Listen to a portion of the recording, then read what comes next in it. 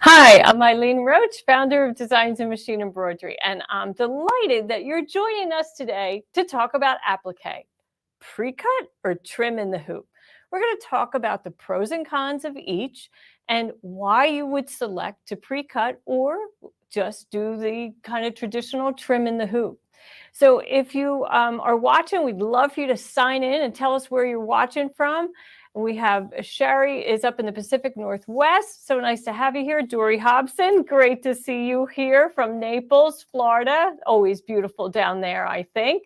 And Carol in Kansas. And Maureen English up in Pasco, Washington. I've been there.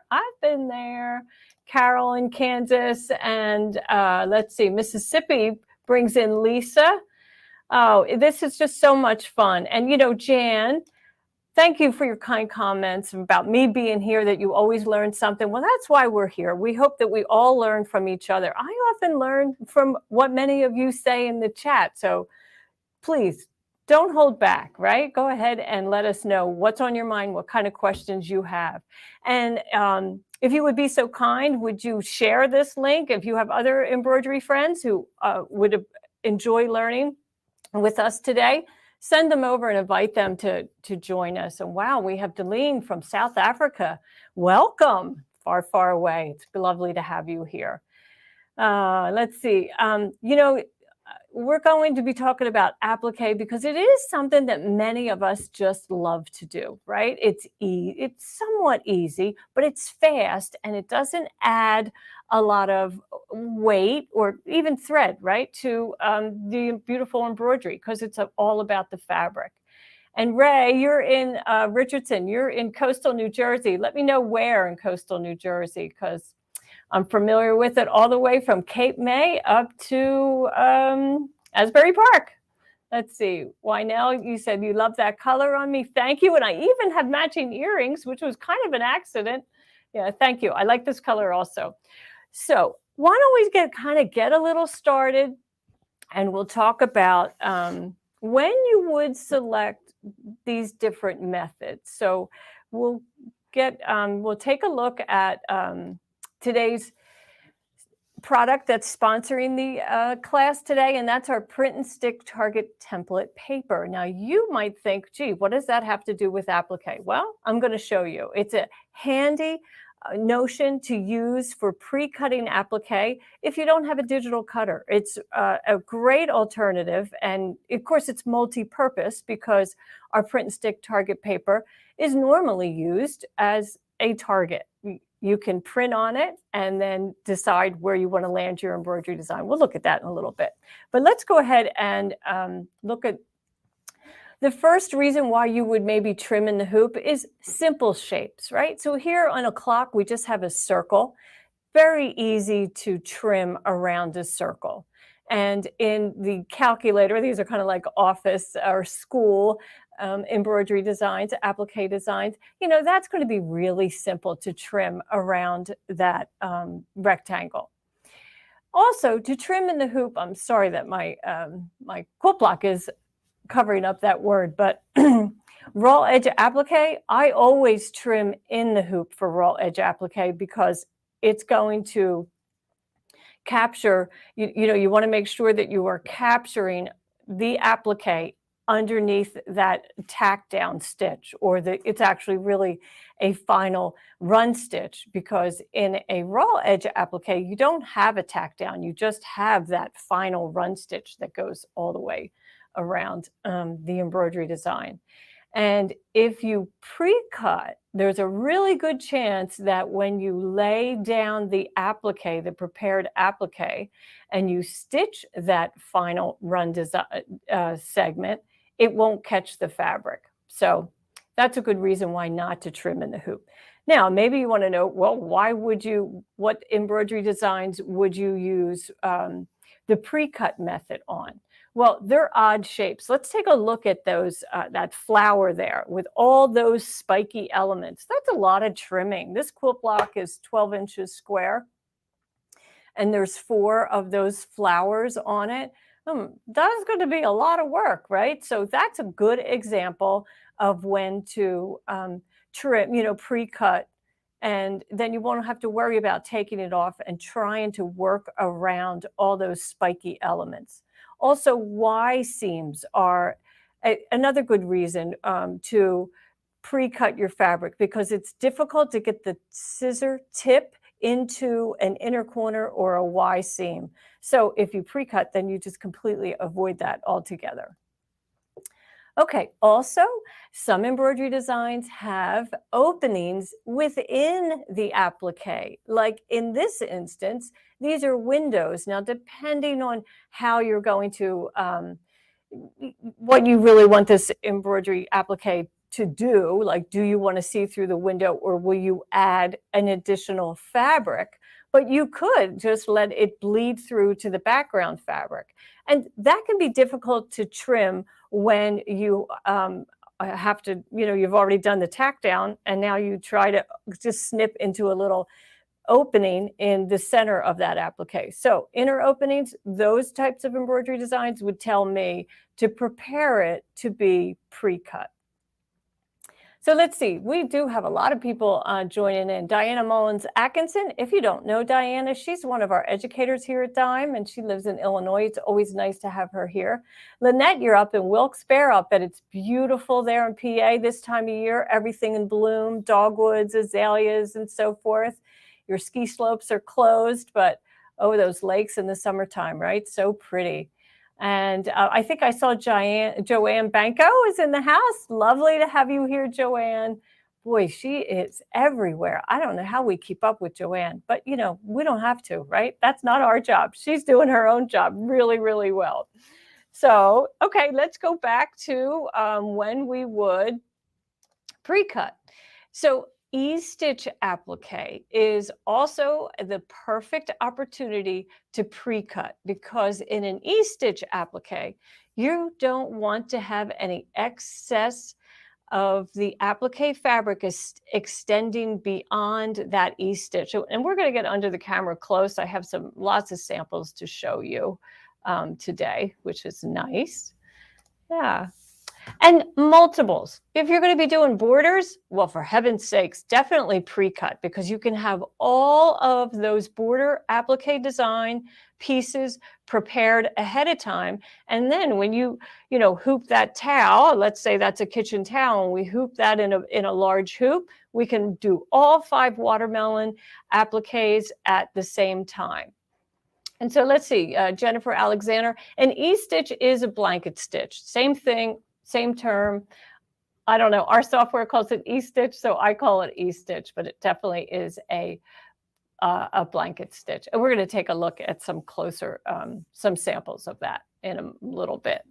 So let's see. Also, fussy cutting. This is a raw edge applique design. Now, this one is a little different. So what I just told you about, when I use raw edge, I don't pre-cut, but I did in this instance, mainly because it was such a wide zigzag that holds that down. That's our vintage look. So it's kind of supposed to look a little gnarly. So if it was extending beyond that wide zigzag, that'd be fine. It's a very heavy thread, a 15 weight polyester thread. So it's just a little different there. Okay, so I think it's time to go over to the overhead cam and take a look at some of those samples. So why don't we start with a E-stitch. Here is, I showed you this project prior in a prior broadcast, but this pattern is really our fusible, well, yeah, it's a fusible cutaway, our poly mesh cutaway, and it is that E-stitch. You can barely see that white thread that is all along there. And it bites into the applique and does a run stitch on the outside. Now, I have a good example of this right here that I've already stitched so that I can show you the difference. So here is a pre-cut version, and you can see where that black outline just kisses the edge of that applique. And my blanket stitch, that E-stitch, bites into the applique. Now here, I'm going to trim in the hoop, right? And I'm not going to be able to get that close. So I'll just show you how I like to do it. I lift the applique fabric and I place the blade right next to that straight stitch. And I just take my time and work around. Now, I can sometimes get pretty close. Yeah, I'm not doing such a bad job today. But when it comes to get into this interior, I know that's going to be kind of tricky. And most likely, I'm not going to be able to get as nice and clean in here as I did in the pre-cut. So just to show you how that goes. Now, these are both prepared. This is the tack down of this heart design, and I did trim this as I went, and you can see all that excess that extends off the edge of the applique. And we're going to go into software so you can really see how much fabric you need to have there in order for the satin to then cover that raw edge. And the settings are a little different. In a pre-cut on a satin, this tack down would be a zigzag and not a straight stitch. So we'll take a look at that in a moment. And maybe actually I should just see what is next on that slide. Yeah, so let's go ahead back to PowerPoint and take a look at that. And here you can see when you purchase an embroidery design, you may be interested in, figuring out what did the digitizer intend? What method did the digitizer intend to use? Was it a pre-cut or a trim in the hoop? So when it's a zigzag, it is a pre-cut. And if it's a tack down, if it's just a straight running stitch like that image there, then that is a trim in the hoop. And we have the ability to change that in our software, which we love for sure. Now, you're probably wondering, how do I pre-cut? Well, you most certainly can use a digital cutter. It's a very popular method. But if you don't have a digital cutter, then you would use a paper. You would print out the cut line, and I'm going to show you how we do that with our print and stick target template paper. So let me move this aside, put my scraps out of the way. And here's my watermelons that I was telling you, that I showed you that image. And here's my print and stick target template paper. So let's go ahead and take a look at a whole sheet of this so you can see. It comes in a pack of 25 sheets. And they have a rough side. You can hear that. Feel how rough that is? And then on this side, it's really smooth. So you can hear that sound. And to feel it, we have a really rough side and a really smooth side. So no matter what method you need to use to determine the printable side is the rough side. And once we open that up, let's just say this was already printed and we went to separate that from its protective paper. When we store this template, we always store it on the shiny side. So now take a look at how shiny this paper is as compared to the back. The back has no sheen whatsoever. And you always want to make sure you are storing it on the shiny side. And why is that it's so important? If you put this paper on the dull side, you will not be able to remove it. Maybe you do that once, but you won't do it again. That I can tell you. And so this is how I store my templates, right? This is their original intention, to be used as templates, print and stick target paper. This is, I'm going to show you on a quilt block that we'll look at later. But these templates are, goodness, they're about 8 months old. This was a project I started a long time ago. And so I still have them, and they'll stay stored on this piece of paper, and I keep them in a file. And when I'm going to use that embroidery design again, I know exactly where it is. Okay. So that's the print and stick target template paper. Now, how do we use it for pre-cut applique? Well, I have 3 pieces of cotton fabric, quilting fabric, my applique fabric, and I have printed the watermelon on the print and stick target template paper, and I left a little corner of that protective paper on the paper, so that when I trim this out, and I'm going to do this right on camera, and I thought it would be good to show you how I often like to do this. If there are straight edges, then I actually use a ruler. I mean, why not? And I just put the edge of the ruler right on that cut line, and I'll just cut all the way through. Notice I'm not on my hoop mat. I was smart enough today to know that. And then I'll turn and do the other side. And then for that curved edge, I will do that with scissors. But I know I got a nice, precise, sharp edge if I use my ruler. And we want to keep those together. And then I'm just going to trim along that curve. And I have 3 layers here, so it's going to take a little doing to get through all 3 layers. And of course, you could use bigger scissors for sure. These scissors are really intended for trimming in the hoop. But now I have my 3 watermelon appliques prepared. I thought I had 3. I do have 3. They're just kind of stuck together. Now, when you use this method, you want to make sure that your fabrics are right side up, because you want your appliques to all be in the same orientation. And then see that little tab that I left on there? That allows me to separate this tacky paper from my applique, because it is a nice strong hold, and it's supposed to be that way so that when you are doing a large project, you know, they will stay together. But see how easy that is? Now I have them all prepared. Of course, I want to do 2 more for that 5 slices of watermelon border. But I just thought I would show you how, you know, you print them out, and then it's just so easy, just so easy. And I take my tab and I actually go and I slice off just a little bit of that corner. Here, what am I doing? I'm fussing around here too much, I can tell you.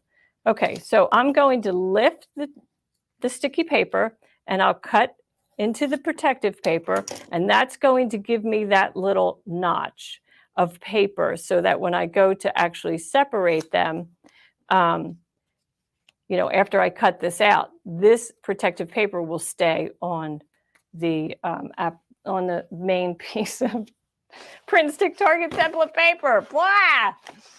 Oh my gosh, let's see.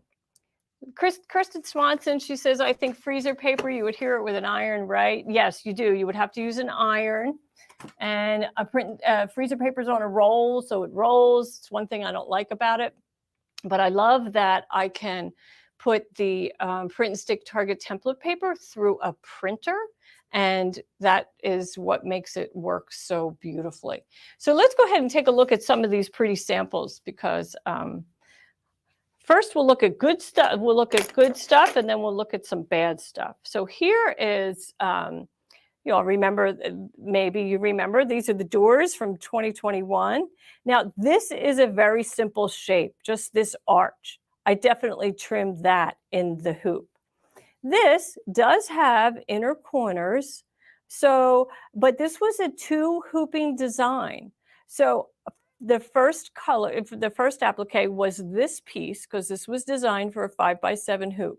So I didn't necessarily have to trim that in the hoop or pre-cut that, because, you know, I had room to get into this opening at that time. But it does have an inner corner, so that makes it a little bit more challenging. Simple shapes here for sure. Just this large rectangle with the curved top, and this is nothing but a rectangle on the bottom, and then the door also. You know, if you have a digital cutter, you might find it's easier to use the digital cutter and just have all these elements prepared, or you could use the print and stick target template paper to cut all these pieces out. This is a really pretty custom quilting technique, you know, where we're kind of playing with all these different motifs in the negative space. I hope you can see some of that quilting. Isn't it pretty? But very simple shape. So I did trim this in the hoop. That was easy to do and easy to duplicate. So let's look at some of the mistakes that happened when we trim in the hoop. So here is our December Small Town Charm from last year. And look at that blue sky fabric bleeding through, extending out over the snow. So the snow was first, and then we appliqued this blue on top. And, you know, I didn't do such a good job of that. I didn't do such. So if I had pre-cut this piece, even though it's simple, a simple shape, I may have had better results. And here is our Halloween door. Now, this again is a simple shape, but it does have interior edges. So that can be challenging. And even, you know, it's hard sometimes to trim really close, even with simple shapes like a rectangle. So if I had pre-cut this, I probably would have had more success. So what can you do if you're all the way through a project and, you know, you do have fabric bleeding through the edge of the satin? Well, get creative. I just couched over baker's twine to add another element of embellishment to this edge of the applique. But, you know, I don't remember, but I wouldn't be surprised if there was some applique fabric, you know, extending beyond the satin stitch and on top of the gumdrops. So, you know, sometimes additional embellishment is not just there because you intended, you know, that was the original thought. Sometimes it's there to clean things up. Okay, here is another simple shape with a secondary satin outline. And again, you know, we have a little bit of red that's extending out of that satin stitch. I don't really like that. So if I had pre-cut that, it probably would have been fine. We all make mistakes, and the only people who, you know, really care about it most likely are you and me, right? Our own work. We are our worst critics with our own work. So let's take a look at some raw edge where I did not trim, where I trimmed in the hoop. So let's take a look at that. Sorry, I got some big samples here. But here's a beautiful quilt. This is one of my favorites. And this is these New York Beauty, these spikes on here and these curved circles. This is all done, trimmed after the quilting was applied. So color one is all this quilting. Color two is an outline of the spikes.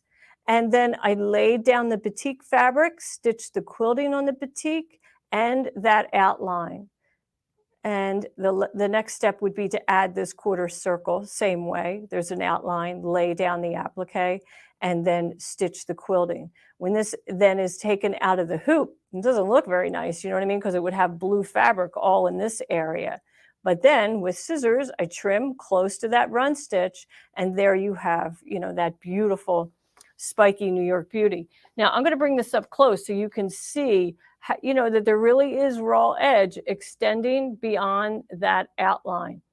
Doesn't bother me. I don't mind raw edge applique at all. And, you know, if I hadn't brought that up close to the camera, you probably wouldn't have known it. And if this was on my wall at home, you never would have known it. What you're going to be impressed with is the overall contrast of the appliques with the background fabrics and the quilting, the texture that's added with all of that. So yeah, isn't that fun? I know that's an oldie but a goodie. Okay, here's another raw edge applique design. This is from our stipple collection. It's the card collection. Sam, do you know what that is? Yeah, I don't either. But anyway, it is, again, the quilting is stitched on the white fabric. An outline of each of those diamonds is stitched, and then we lay down the blue, and all that pretty little stippling and checkerboard pattern is applied to the blocks. And then of course, the tack down occurs at the same time. And after that, then it was trimmed in the hoop. And you probably still can't see that it's raw edge applique, but I'll bring it up close so you can see right in here. There's some excess fabric that extends beyond the tack down. But it's fun, really, really fun. I love it. Okay, let's go ahead and take a look at this quilt block. I thought I would show you this. This is from our birthday quilt. So this is a simple block, right? Two rectangles. I mean, this is a square with a rectangle. Here's a banner. This is another simple shape. But let's go ahead over into software and take a look at the settings and all of that so you can get a good idea of what all that's about. So I have two computers going on here. All right, so let's see. Here is, as you can see, two hearts. One is trim in the hoop and one is pre-cut. So as we do the slow redraw, you'll notice that there's our placement guide. And here is our tack down, which is just a straight stitch. Now this is for trimming in the hoop. And the reason why it's a straight stitch is it allows you to get the scissors blade really close to the applique. So now we'll watch it do the satin. There we go. It's going to cover up that satin. Now our next one, same placement guide, is going to be that run stitch. And then when it comes to the tack down, this is really different. This is a zigzag. It's kind of wide, actually, right? Look how wide that is. It's really grabbing a portion of your applique fabric that is placed over that outline. So it's going to grab it and bite right into it, and then that satin is going to cover it up just beautifully, just beautifully. So let's go over to the library of designs, and we'll select that a similar gift box. This one's rectangular, same idea. And I want you to understand in our software and all of our embroidery designs, unless otherwise stated, their default is a trim in the hoop method. So here you can see it is a run stitch tack down covered up by the satin. That is our default method here at Dime. But I can take this whole design and go into the style changer and tell it I want it to be pre-cut applique. And just with a click, we'll say okay. And then I go into the slow redraw, and now here you can see is my placement guide is that straight stitch, and my tack down now is a zigzag. So just with a simple click like that, I can change from trim in the hoop to cut as you go. Now, okay, how are we going to cut it? Well, in this software, we have a cutter tool. So I can take it in here and I can select the Brother Scan and Cut. And let's go ahead and just say, okay. Oh, yeah, well, we'll do this. Okay. And that's, we'll do box. How creative is that?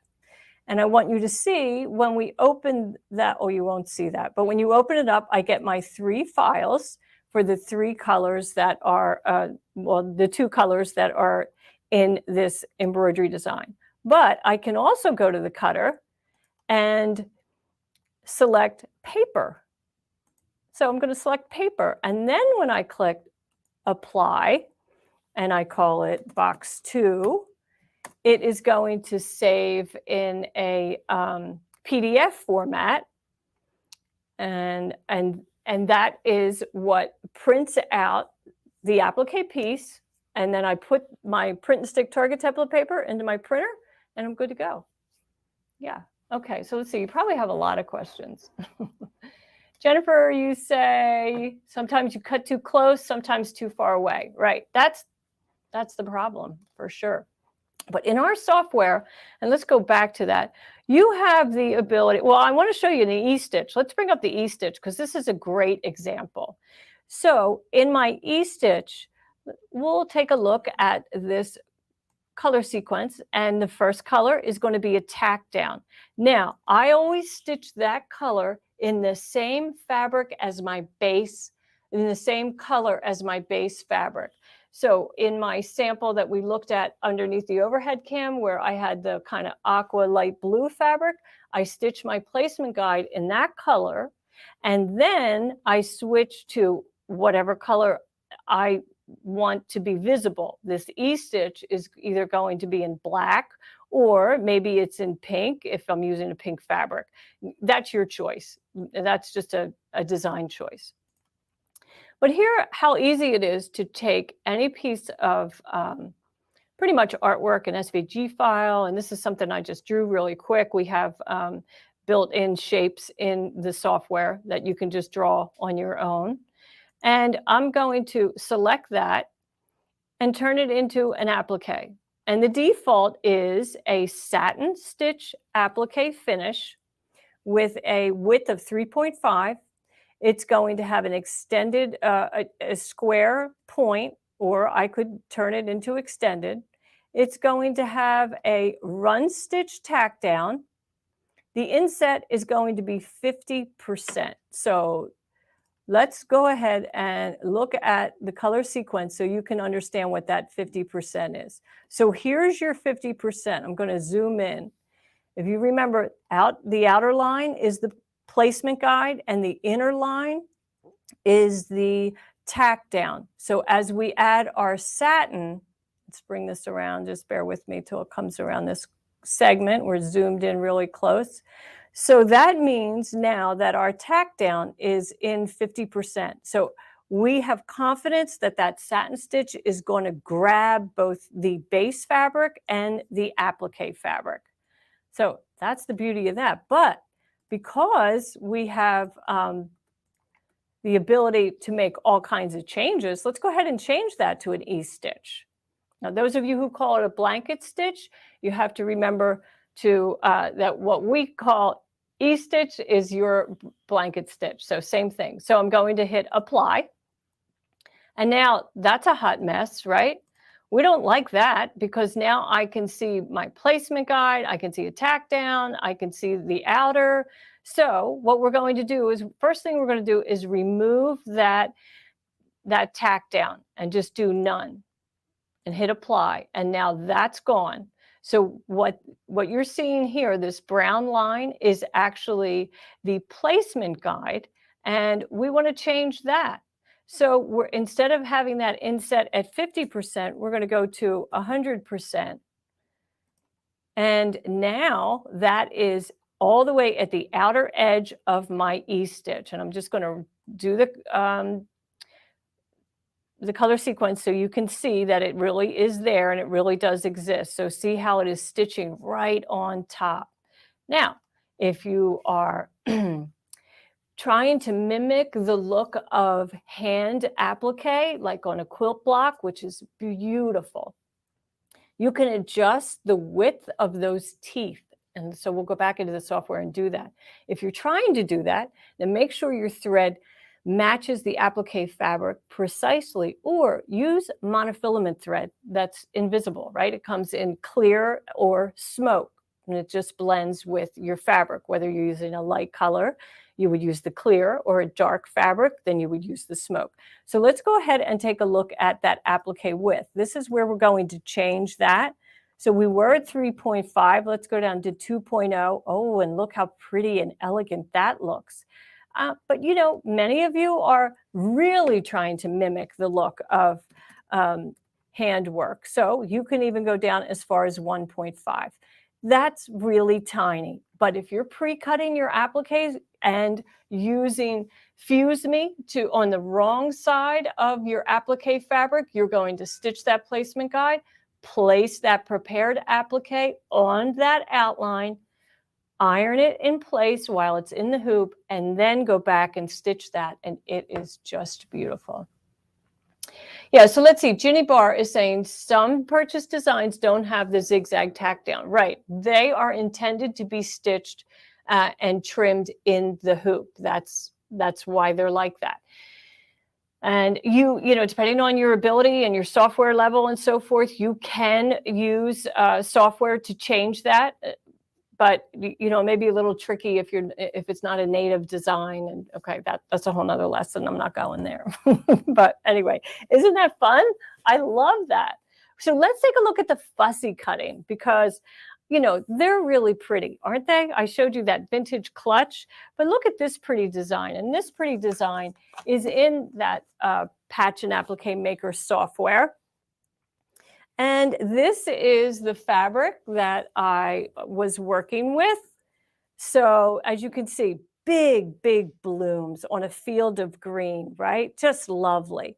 And I fussy cut that so that it would look like it was, really the bloom, really the bloom. So now this is how I stitched out, or how I printed my fussy cutting flower. So here is my template that has been already cut out. Notice I have that little tab on there, but this template, I cut out the interior. And, you have to kind of treat this gently because, we don't want it to tear in that small area over there. But I will use this to audition the different blooms. So you can see it's just a little narrow. I just have a little green on the outside showing, and maybe that's not my intention. So I can keep auditioning it into these different blooms. But I also brought some other fabrics to show you. Let me just peel that off. You can see how tacky it is, right? And I've used this over and over already. So here's a really pretty fabric. And these fabrics, I believe, are all designed by Kay Fawcett, or they could be Snow Leopard. Let me see. So I'm pretty sure they're Kay. But how fun is that? And, I can work on the positioning of the rotation, the orientation of that flower. Do I want to have that center a little bit closer to the point? And I wouldn't worry that you have some other colors peeping in. That makes it really interesting, just like true nature, right? They're not all perfect for sure. Now, here's one. These are large cabbages, which maybe you wouldn't really think of flowers, but when you isolate it in this fashion, oh my, that's pretty stunning. Wouldn't you agree? That makes it a really pretty applique. And, so the best way to do this now would be just to trim along that. I would probably switch out my templates to the other one that was full size. So I could just get my positioning like so. And then when I'm actually, with a pair of scissors, trim around and cut that out. Now, there's a lot of waste when you do that, but, if you do any collage quilting, or if you just like to do this kind of fussy cutting, you'll use these pieces. Believe me, you will use those pieces. So I'm going to go ahead and move that over there. And I want to make sure I store this on the shiny side, always on the shiny side, right? But look at this example of fabric. These are seashells, big, beautiful seashells. And, they don't really look like flowers, right? But when you put that template on there, now they don't really look like seashells anymore, right? Isn't that attractive? It's just a large burst of color and different dimensions and shapes, and very, very interesting. So it kind of makes it look like it's two flowers, one folded over and then a larger bloom in the background. So don't hesitate to use these templates on that print and stick Target template paper to, do different techniques. It's super fun. Okay, so one last fun thing that I did over in my applique maker was, we have a really nice collection of gardening designs. So I thought I'd make a design like this, make a splash, and with lettering.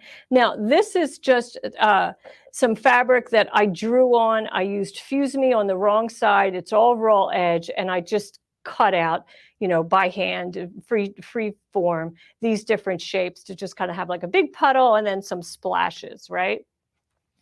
And somewhere on my hot mess table here, I do have my template is prepared. So I'm going to put a pair of wellies right there. Isn't that fun? That'll make a really nice quilt block, I think.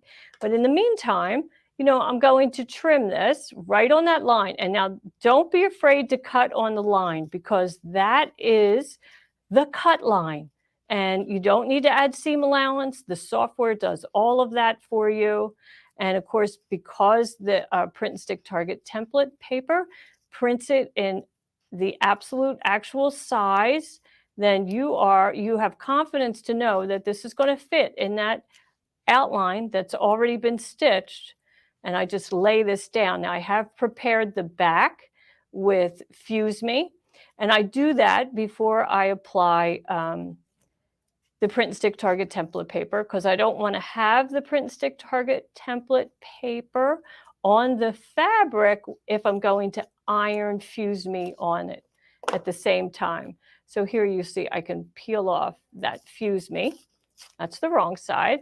And then we'll go ahead and we'll separate our applique right here. And then I just take my iron, fuse that down, and when I stitch it, it's done. How cute is that, right? Yeah. Oh, Diana Mullins, she says, oh, the Morton Salt Girl boots are my favorites. Yeah, the wellies, that's what we call them. I mean, I'm pretty sure that's what they're called. Really, really fun. Joanne Banco wants to browse my fabric collection. Well, I'll tell you, since I started Facebook Live 3 years ago, I've really gone through my stash. It's, you know, so it's not as impressive as you would think. Not as impressive as you would think. So let's see.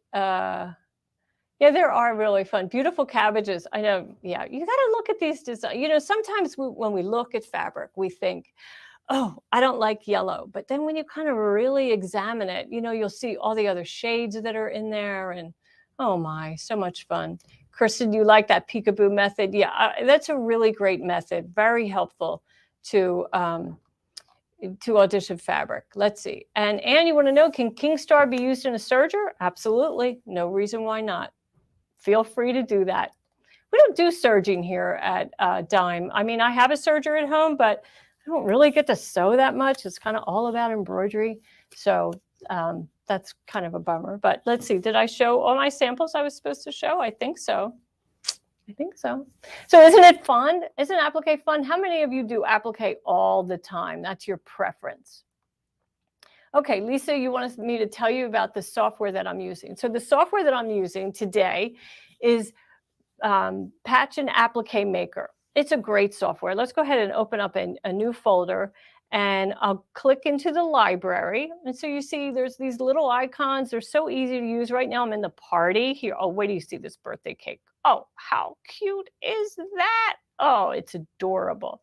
So when you see this solid, you know, expanse here, that's fabric, right? That's going to be applique. So we're going to have one applique on the bottom, and then chocolate here, cake here, and chocolate up there. The satins and so forth are all just decorative elements, as are the candles, but super fun. You know, another nice thing about this software is there's complementary tiny designs that we call charms. So let's take a look at them. We'll go right back into that party, and now I have that same cake, but this time it's just a small element, and it's not applique, it's embroidery. So this is just a lovely way to accent so many designs. Well, this, now I'm back in the applique, but let's go ahead and see if there's a tiny little balloon, and there is, yeah. So if you just want to do like a card for someone, you have all these options in here. Large applique, accent designs that are charms. And you know, our friend Joanne Banco is here today, and she has a collection with us right here, and she has done a beautiful job on look, let's take a look at this one. This is the Folk Art Hearts, which is just gorgeous. Let me turn on the 3D. And now you can see there are many applique elements. This heart, this large flower, they have their applique with beautiful satin and fill accents. But Joanne also has designer collections coordinating charms. So now, see how tiny it is? So you can do this large design on the center back of a jacket, but maybe you want to put the smaller heart on a pocket or the collar on the front of the jacket. So much fun in these designs, and so easy to use the cutter. So let's go ahead and select her large jacket back design, and then we'll click on the cutter. And in here, there's all these different elements, right, that we can cut. That may not have been a good one to show. So let's find one that maybe is a little bit more simple. We'll get a new program going here. And let's go into garden like I had mentioned earlier. Here we go. Here's our wellies. Let's take those wellies and we're going to ungroup that. And we'll select the boots. And now we'll go to the cutter. And you can see that it's going to cut it out. I have my paper selected. So that means when I save it, it's going to default to a PDF. And I can print that PDF and stitch it. I mean, once I print it, I can, then apply it to my applique fabric and trim it out. Now, I also can save as on a silhouette. I can save on a Brother Scan and Cut. So here we go. And then, but you have to remember when you do like a scan and cut, you have to give it a name, and we'll call them wellies 2.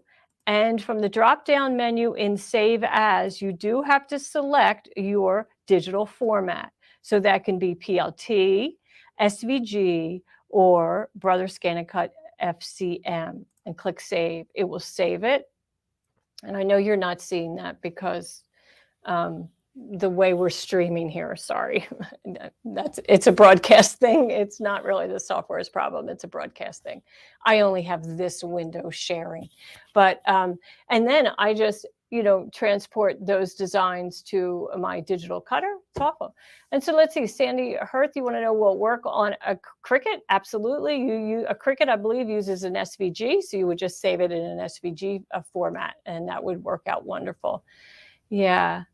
And let's see, Joanne Banco says her designs would be great on quilts and home decor. Yeah, I know. I mean, Joanne, you and I, we titled your collection Just Jackets because that's what your beautiful samples were. But those designs are very versatile. They would be applicable to pillows, quilt blocks, all kinds of things. Let's see.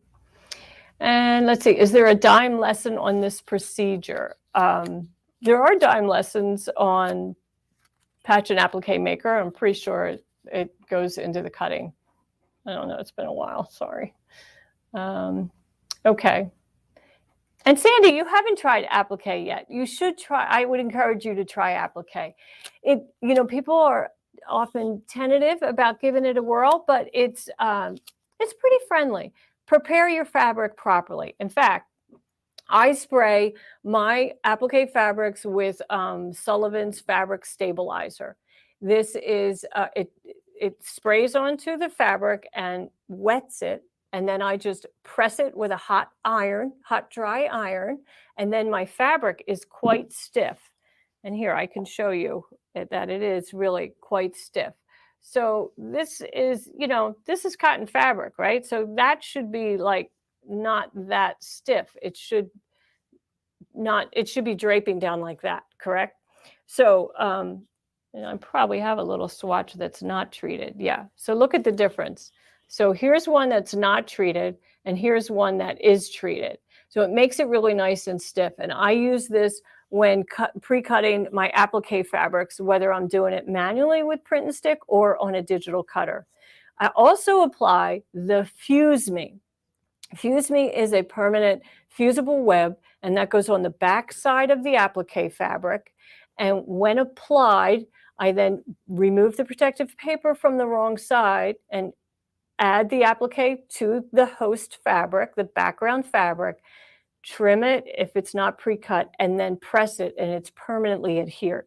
Some of the trouble that people have with applique at times can be that you get puckers within the applique itself, like you'll get a snowplow effect and you'll see puckers inside the applique.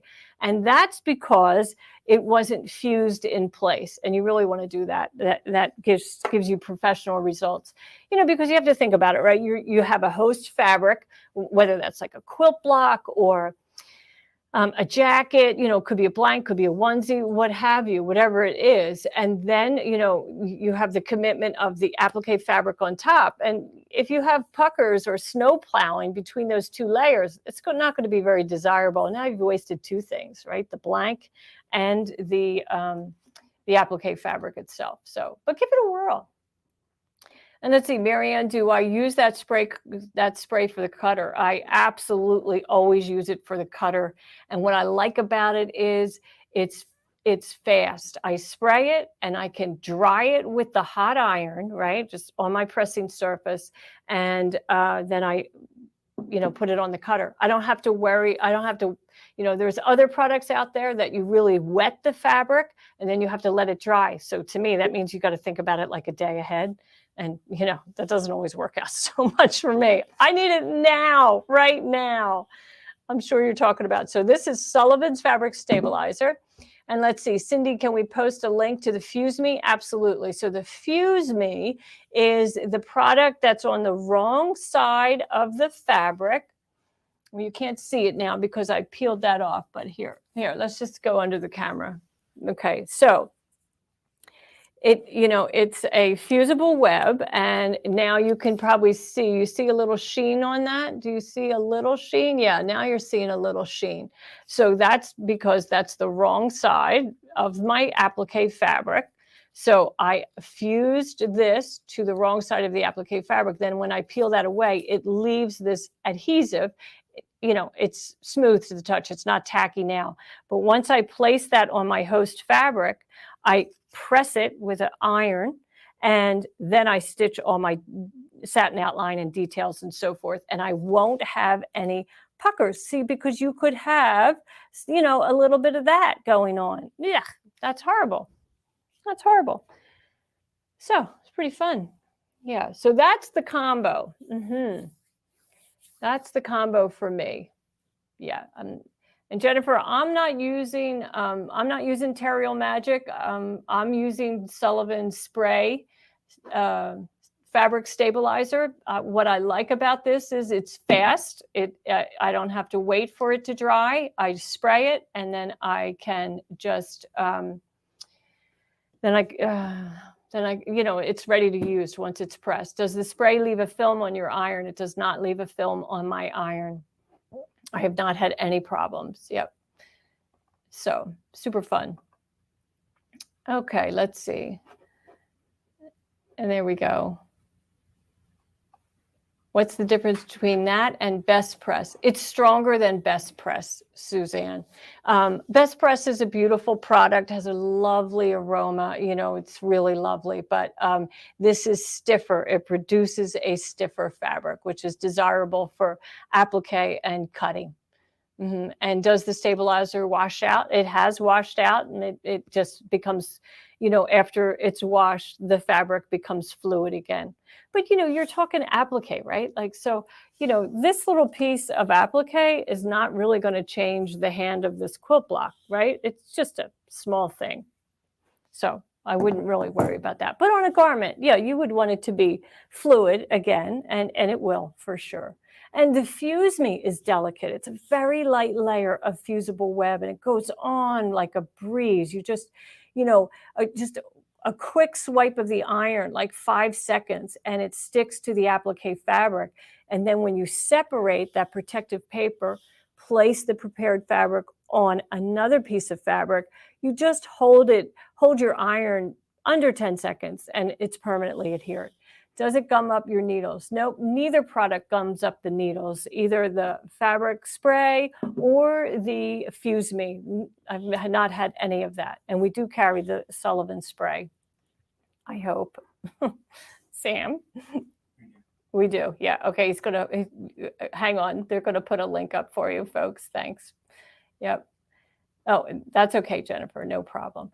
You know, I just want you to understand what's working for me. I don't want you to think I'm using another product and then you go and you try that and it doesn't work for you. So this is the success I've had with these. So why don't we go and take one more look into the software, and and see what else we can do with the software. We'll start a new one. And here, look at all the basic shapes that are included in here. I mean, there are so many different shapes that you can play with. And, you know, if you're doing something for the kitchen, you know, here's where I got that beautiful pear. Isn't that gorgeous?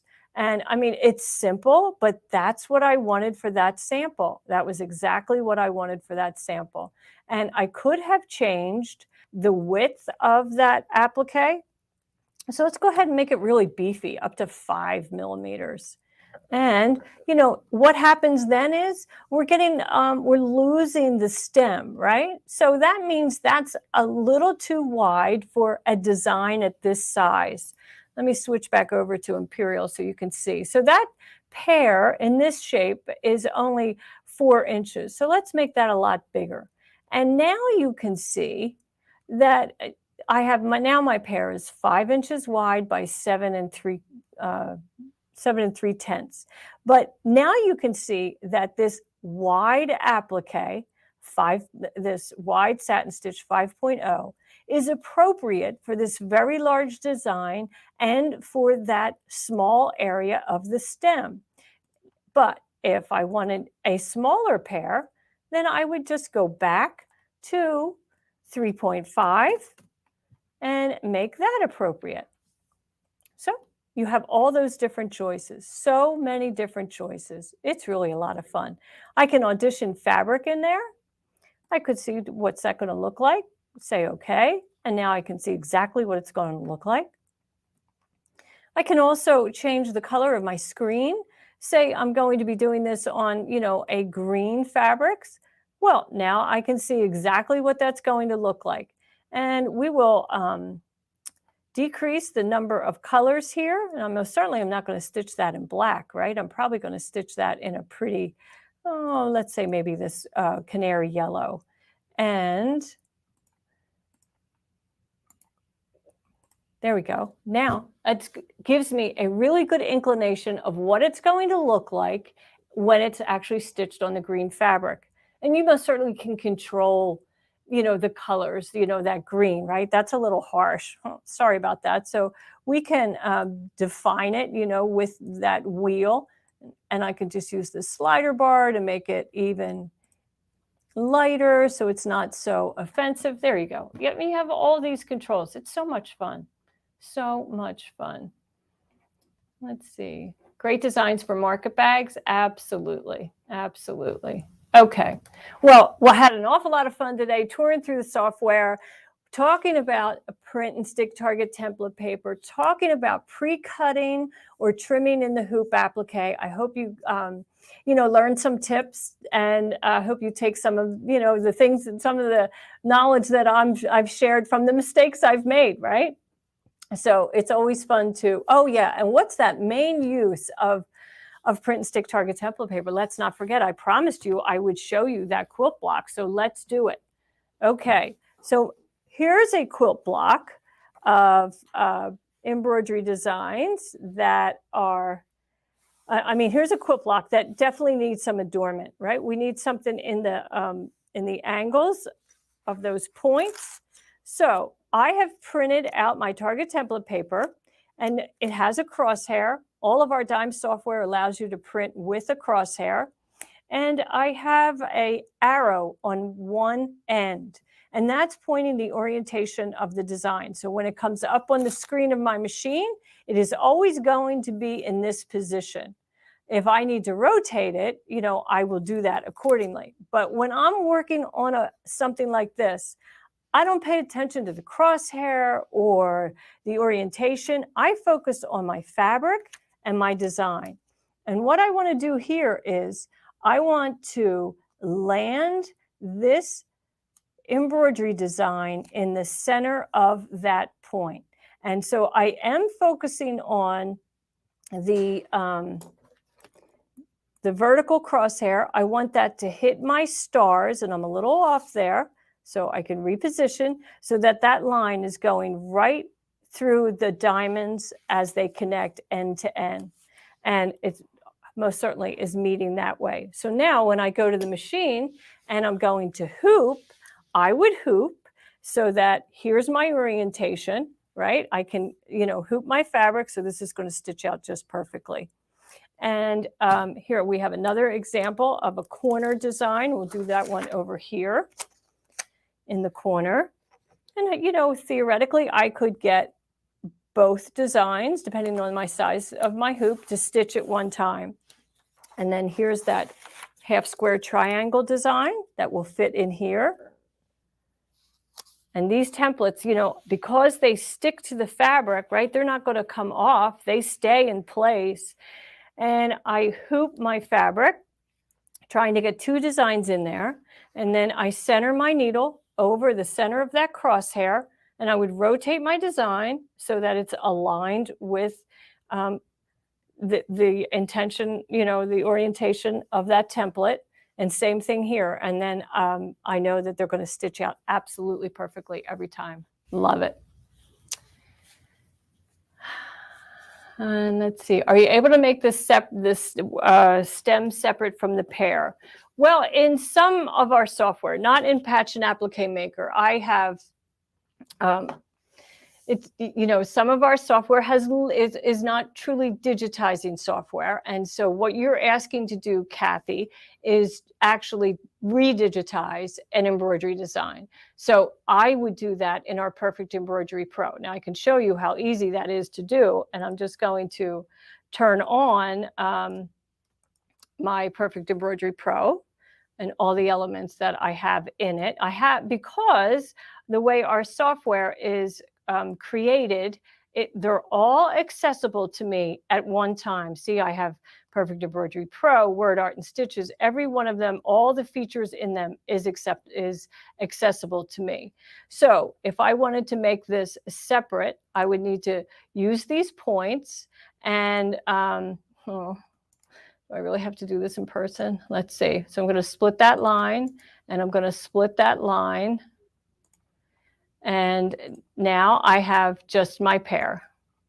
And here I will add another color, and I'll make that brown like it would be. And there you have it.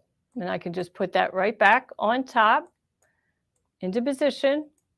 And now I have 2 different appliques. I have my pear first, and then my stem. I could change that orientation if I wanted, just by going to right-clicking on the element and order and to back. And then when I zoom in, you can see it's not too bad. Does it need some adjustment? Probably.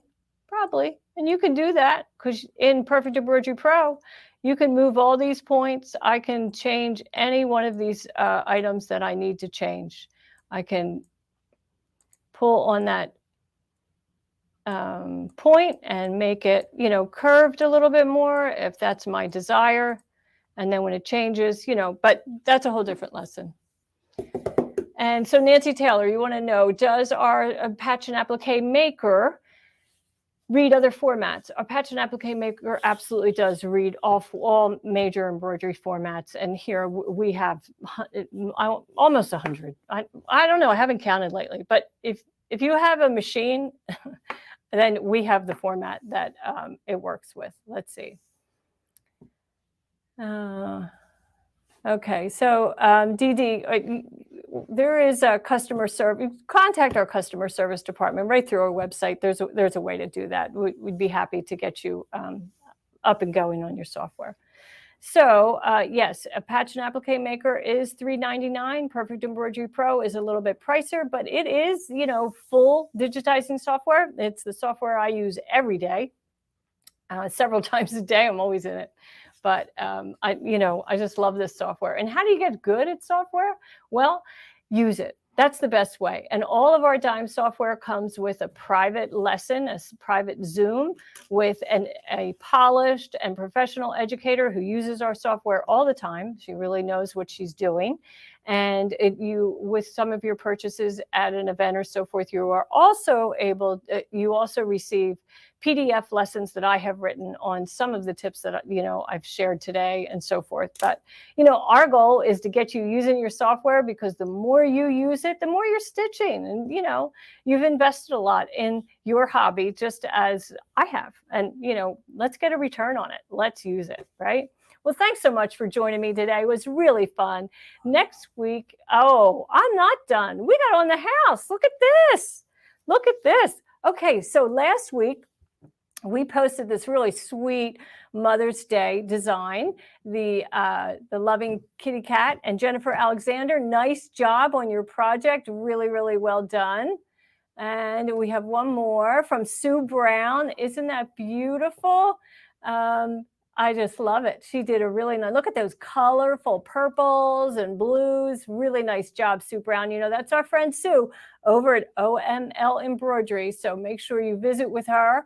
She does a great job with her whole channel, and she's a valued partner with Dime.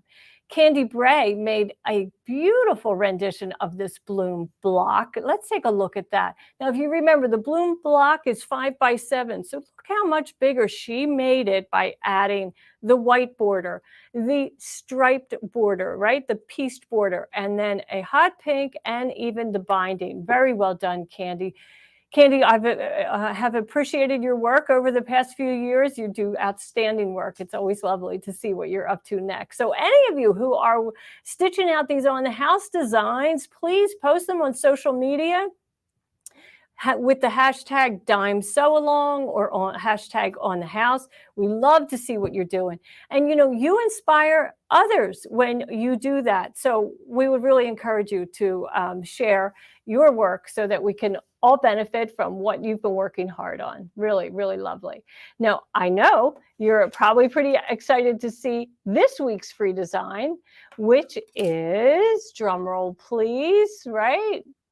Where is it? Okay, is this rooster, the proud rooster. Isn't he beautiful? Now, this rooster has beautiful color blending. When you stitch him out, you're going to be amazed at how gorgeous he is. It's just lovely, just lovely. So Cindy Clark's asking for a coupon today. I think the special, you'll see it, when you jump over there, you'll see the special, right?